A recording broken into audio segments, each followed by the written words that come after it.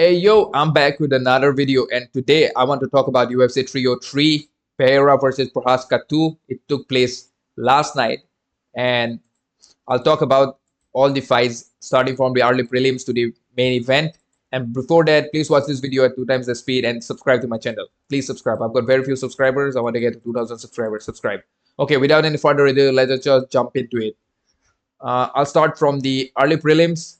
There is Vinicius Oliveira versus Ricky Simon. Vinicius Oliveira won this fight by unanimous decision. I actually picked Ricky Simon to win this fight because I have never watched Vinicius Oliveira fight, but it's really nice that he actually won the fight. And Ricky Simon, I don't know what to do with him. He has had, he at one point of time defeated Merab Dvalishvili, and now he's losing to Vinicius Oliveira, who I've never even heard of.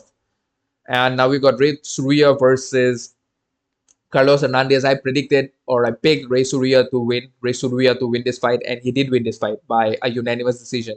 Good for him, because they're getting like UFC is getting a good number of Japanese fighters. They've got Ray Surya, they've got Tatsuro Taira, did Raya Sakura. I think Raya Sakura, the kickboxer, the K1 champion that they recently signed, and of course they've got my favorite fighter in the roster, Rinya Nakamura. Yeah, the Rinya man.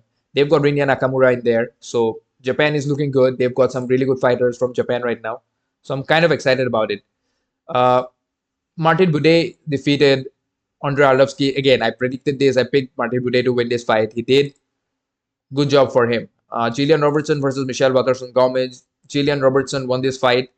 And I predicted, of course, she was going to win this fight. Michelle Waterson Gomez is washed. She's the Karate Hot is just retired. I think last night after her fight, she retired, which is a good thing for her to do. I'm happy that she has retired. I hope she does not come back and start fighting slap fighting or bare knuckle or any of those fights, because she's not like, come on, darling, you're like one of the, yeah, she was a really entertaining fighter. She was really good at one point of time. But again, it's time for her to just hang up the gloves and do something else in her life. I don't want to see her get hurt more than this.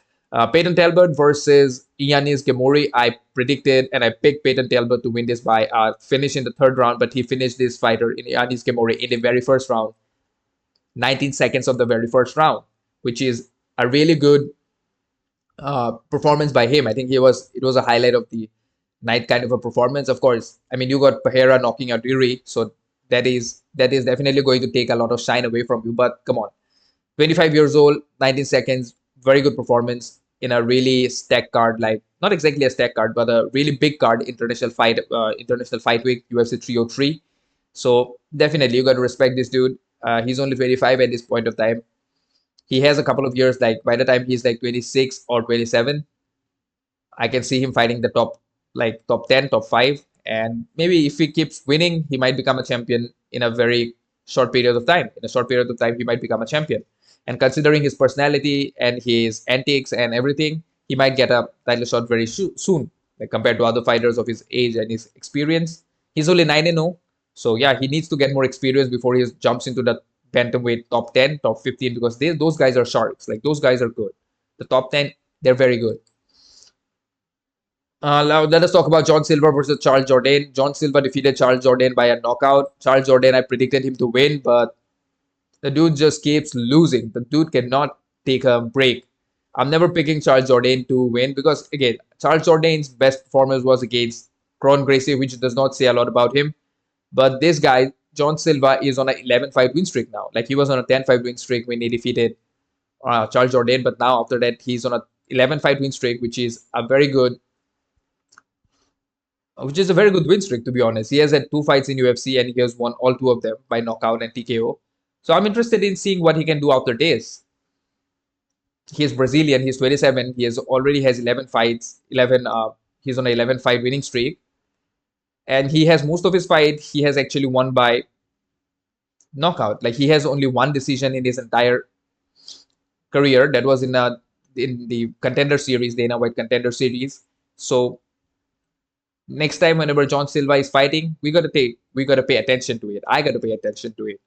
But anyway, it was a good performance by him. Andre Fili versus Cap Swanson. I did not watch the fight. I did not watch most of these fights, by the way. Andre Fili versus Cap Swanson. I predicted Andre Fili to win this by unanimous decision or a split decision, but he won by split decision. There is nothing much to talk about it. Andre Fili is never becoming a champion. And like, yeah, whatever, man. Good props to him. Props to him. Joe Pfeiffer, body bag, defeated Marco Andre Borrell. I predicted Joe Pfeiffer to defeat him in the third round by a knockout or a TKO, but he defeated Marco Andre Borrell in the very first round, 1 minute 25 seconds. And apparently he called out Paul Craig. I did not watch the fight. He apparently called out Paul Craig. I mean, he can defeat Paul Craig. There is a chance that he can defeat Paul Craig, but if he gets entangled with Paul Craig on the ground, Paul Craig can also submit him. But whatever, man. I'm happy that Joe Pfeiffer won. The middleweight division is looking good. He has 3 losses in his career. That's kind of good. He lost to Jack Hermanson. That's kind of bad. That's really bad that you lose to Jack Hermanson. I mean, who loses to Jack Hermanson? Even Jack Hermanson is good, but he's not that good. Like if you're losing to Jack Hermanson, there will be problems. You will get problems against people like Brandon Allen and like all of those guys. They're going to give you a lot of problem. Brandon Allen and Anthony Hernandez might give you problem, for God's sake. But it is what it is, man. Big props to Joe Pfeiffer. Ian Garry versus Michael Venom Page. Now, what did I say? What did I say? I told you Ian Garry was going to win this fight. I'm very happy with my prediction because I told you this is going to be a very boring fight and Ian Garry will win this fight somehow. And people are going to hate him. I told you this was going to happen. Overall, Michael Venom Page landed the better shots. Probably Michael Venom Page was the only one who landed any shots in that entire fight. Ian Garry could not land a single shot, in my opinion. He could not land a single clean shot. But Ian Garry became Charles Oliveira. He was training with Charles Oliveira, and he ended up getting some good jiu-jitsu. And Michael Venom Page cannot really grapple anything. He's 37 years old. I don't know if he's going to... Look, if Ian Garry can take you down and he can hold you on the ground for like 3 rounds, like not exactly 3 rounds, but whenever Ian Garry went to the ground, he somehow found a way to dominate, or rather, not exactly dominate, but he just found a way to hold Michael Venom Page on the ground, which is good. And he is on a 15-fight winning streak now. He is 15-0 at this point, which is really good. And I don't know who he has called right now. I don't know. He wants to probably fight for the title. I don't think they're going to give him a title fight after this. Hopefully not, because his performance was atrocious, to say the best. He did not, like, his performance was not exactly that good, but he did what he had to do to get the win, which is respectable in my opinion. A lot of people hate winners. Like, they just want an entertaining fight, but at the end of the day, winning is more important than entertainment. And I mean, of course, you might end up like Bilal and you might never get a title shot, but a win is a win. You got to respect that. Like I always say, that the reason I respect Bilal is because a win is a win. You can hate the person, and of course, Ian Garry's personality and persona and his personal life do not really give him any kind of advantage. It just pulls him down a bit. Like people hate him for that, but he won this fight. And for Michael Page, I don't know what to do with him, man. He's already like he fought against Ian Garry. He gave him a good fight. Like on the feet, Ian Garry had no answers. The Ian Garry is a good striker, but with Michael Venom Page, he could not even land a single shot. And like Michael Venom Page, he landed a couple of good shots. He even rocked Ian Garry at one point of time, but overall, he just did not have enough. I would say he just did not have enough. How would I say? He just did not have the speed, the reach, and like he could not figure out the reach. He could not figure out the jab, whatever. But yeah, but congrats to Ian Garry. He found a way to win. Like I said, this was going to become a boring fight, but Ian Garry would win. Macy Chiasson versus Mayra Buena Silva. I thought Mayra Buena Silva was going to win this fight, but she lost. Macy Chiasson basically cut her with an elbow, which is fair. But I don't know. That was a really weird stoppage, doctor stoppage for the cut. I have seen worse cuts than that, like the Joe Daddy Stevenson versus BJ Penn, I believe. Was it Joe Daddy Stevenson versus BJ Penn? That was a really nasty cut. There were some nastier cuts than this, for sure. We definitely have seen nastier cuts than that cut on Mayra Bueno Silva. But it is what it is, man. At the end of the day, fighter safety is priority. That is the topmost priority of the organization. We don't want to see someone die in the octagon. And yeah, congrats to Macy Chiasson. Her performance was really good. I watched some of the fight. I did not really pay a lot of attention to the fight, by the way. Roman Dolidze versus Anthony Smith. How bad is Anthony Smith? How bad is he? Like, Anthony Smith is bad. Like, he's fresh. I don't know how the hell he finds opportunities and wins against upcoming prospects. Like, he defeated Peter Petrino. He at one point of time defeated Volkan Ozdemir. How the hell does he find ways to defeat those fighters and loses against someone like Roman Dolidze? the Caucasian. Like that's his nickname, the Caucasian. Come on, dude, at least get some other name. Roman Dolidze is not a good fighter. Like he has really good grappling, but his striking is atrocious. He lost to Marvin Vettori. Like actually his striking with Marvin Vettori looked really good, but he throws punches like I throw punch. He throws his punches from the hips. I don't know how to say it. Like when you're throwing a punch, you need to generate the force from your legs, then you need to twist your hips and your entire body, and then you whip a punch. But Roman Dolidze, he punches from his hips. He punches with his upper body strength. I'm telling you, he punches with his upper body strength. Like if I throw a punch, if you tell some normal person who has never thrown a punch to throw a punch, Roman Dolidze throws his punch in that same way. And he was clowning on Anthony Smith. Like, how bad is Anthony Smith? And he wants to defeat what he said. What? Like Alex Pereira. What is Alex Pereira without kickboxing? Well, Alex Pereira without kickboxing is, I think, a 10 times better fighter than Anthony Smith with all his skills combined. Like that was a very bad performance. How the hell do you lose to a 35-year-old middleweight who's much, much, much smaller than you? Like Roman Dolidze was like, I don't know, at least 20 pounds smaller than Anthony Smith. Like Roman Dolidze is 6'3". He's not 6'3". He's probably like 6'1", and Anthony Smith is probably like 6'6" or whatnot. Anthony Smith is a big dude. Like compared to Roman Dolidze, he looked huge, but yet he could not do anything. Like Roman Dolidze was landing those shots. Like he made Roman Dolidze look like easy in there. Like he made Roman Dolidze look like Dustin Poirier with his striking. And also Roman Dolidze threw some really good leg kicks, which I'm impressed by his performance. I was impressed by his performance. And Roman Dolidze is now ranked number 10 in two divisions, that is in the light heavyweight division and also in the middleweight division, which is kind of weird because he lost to Nasruddin Imavov. And he also lost to Marvin Vettori, which is not exactly a great thing because Marvin is not the smartest fighter. Marvin's biggest asset is his ability to just move forward after taking a shot. He's got like really good ability to take shots. That's it. Like he does not have good ground and pound or good wrestling or grappling or striking. No. At least Roman Dolidze has good grappling, but he did not have to use his grappling that much in this fight. It was more of his striking. It was more of his leg kicks that did the job. And I'm kind of happy for him that he actually got a win. But how bad is Anthony Smith, dude? Like, it's weird that Anthony Smith wins against Vitor Petrino. I mean, Vitor Petrino has probably the worst fight IQ in the planet. So yeah, enough with this. Diego Lopes. I have to talk about this. My man, Diego Lopes. What a stud. What a fighter and what a man, dude. He's the embodiment of a man who's just the embodiment of a perfect fighter. Perfect in a sense, not exactly perfect with skills, but perfect with the mentality of a fighter. He was supposed to fight Brian Ortega at 145 pounds, but soy boy T-City, low testosterone Brian Ortega decided that, hey, I cannot make weight, so I will fight at 155 pounds. Which was going to give him a big advantage against Diego Lopes because Diego was going to cut the weight and he was going to make 145. But Brian did not make the weight. He did not even try to make the weight and was going to fight at 155, which would definitely give him an advantage, and so he could have defeated Diego Lopes. There's something about Brian Ortega that I just cannot like that guy. Like it's just, he's very unlikable with this kind of stuff.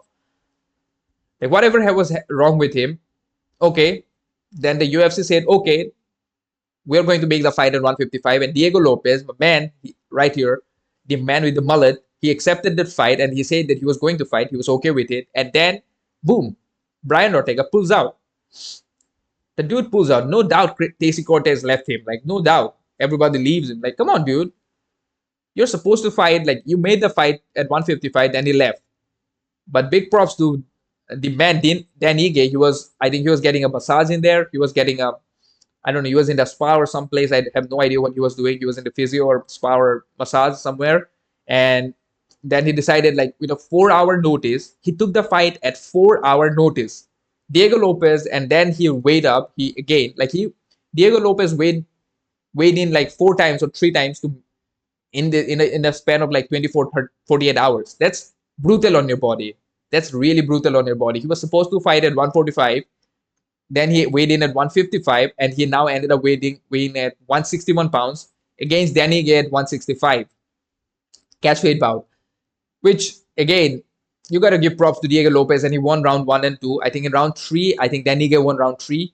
Dan Ige I was really worried about Diego Lopes in the very last round because Dan Ige was landing some shots, and he could not take Dan Ige down in the last round. But I think Diego Lopes should have used more of his grappling than his striking, because Diego Lopes, he did land good shots. It's not like he did not land anything on Dan Ige, but Dan Ige is a better striker. Like, Dan Ige is someone who does not go out. Like, it's very hard to defeat. I don't think Dan Ige has ever been finished in UFC. The dude cannot be finished. He's just that. He's just one of those guys. He's like, I don't know how to say it. He's like Max Holloway. I mean, there are some guys like Nate Diaz. Like, Nate Diaz is pretty much unfinishable. Like, you cannot really finish Nate Diaz. You can beat him up for 5 rounds, but you just can't finish him. Dan Ige is one of those guys. But you got to respect Dan Ige as well. His stock went up. He has been there for a very long time. He's actually very young. He looks really old, but he's only 32. And he lost to Bryce Mitchell. He won against Andre Fili. Now Diego Lopes. Even though he lost to Diego Lopes, that was like 4 hour notice, but yet he came back, and yet he showed up at 4 hour notice, and he won, and he gave a really tough competition to Diego Lopes. And he saved the fight card. Like, let's be very honest, Diego Lopes, Dan Ige, these people, they actually saved the fight card. The fight card was supposed to be Conor versus Chandler, which was again destroyed because of Conor not accepting, like, having some injury and whatnot. But again, big respects to Diego Lopes. I don't know who he's going to fight next. He probably wants to, like, I don't know what his rank right now. He's probably ranked, let's see, what is the rank right now? Uh, is he ranked something? I don't know what is he ranked. He is ranked current best MMA featherweight. He is ranked number 9. I don't know what is his UFC ranking right now, because they're not going to update the ranking till tomorrow or maybe the after tomorrow. But he's on a crazy win streak, right? He's on a 5-fight winning streak. No, he's on a 4-fight winning streak. He defeated Gavin Tucker, Pat Sabatini, Sodiq Yusuf, and Dan Ige. All other 3 fights, they came in with a knockout in the very first round. They came with a finish in the very first round. And he could not finish Dan Ige. I mean, you cannot really blame Diego Lopes for it, because he was supposed to fight at 145, but he was fighting at 161. So he was probably fighting at his walk-in weight. Like, that's his walk-around weight. That's his normal body weight. That is, he was fighting in his normal body weight against Dan Ige, who definitely, like, he weighed in at 165, was definitely going to get, I don't know, man. Again, Dan Ige was probably also like 165, but Dan Ige did not really have to cut a lot of weight. He did not really have a lot of pressure on him, because even though Dan Ige lost, but we are still congratulating him for his loss, like, because he showed up. Like, he did not have a lot of pressure on him. It's just a 4-hour fight. Like, he was called before. Like, yeah, his fight window was only of 4 hours. He just has to. But you got to respect both of them, man. And I don't know what they're going to do with with Diego Lopes next.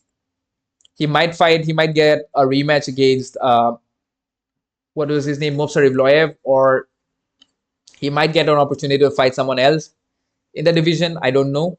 But whatever they do with Diego Lopes, I'm going to watch. That dude deserves some good rest. The dude deserves some good money. They should pay him a lot more, dude. They should pay him definitely a lot more. Now, the main event. Jiri Prochazka versus Alex Pereira. I have to talk about this. What a performance by Alex Pereira. A perfect fight by Alex Pereira. Jiri Prochazka, he fights like a madman. Like, he does not have technique to fight. Like, he does not have any technique. He does not have any defense. Jiri Prochazka fights like Tony Ferguson. Jiri Prochazka definitely fights like Tony Ferguson, and he has a similar approach to training just like Tony Ferguson. He does not train like a boxer or a kickboxer. He does not work on his defense. He does not work on his skills as a fighter. He just works on stuff. Like, he is not an athlete. He just fights like on his, I don't know how to say. He fights according to his wish. He fights on his intuition. Like, I don't even know how to, instinctive fighting. That would be the right word. He fights on the basis of his instinct. He does not really have a technique. He does not really have a head movement. He just fights whatever comes to his face. He just takes it on the chin, and then he delivers another punch. Like, he will take one punch and he will land 2. That's what Tony Ferguson did. The reason that Tony Ferguson was so good in his career was because he was fighting like a madman. It was as like, even if you hit Tony Ferguson, he would just still take a punch or 2, and then he'll come back and he'll hit you with more punches or more elbows and knees. And he was very creative.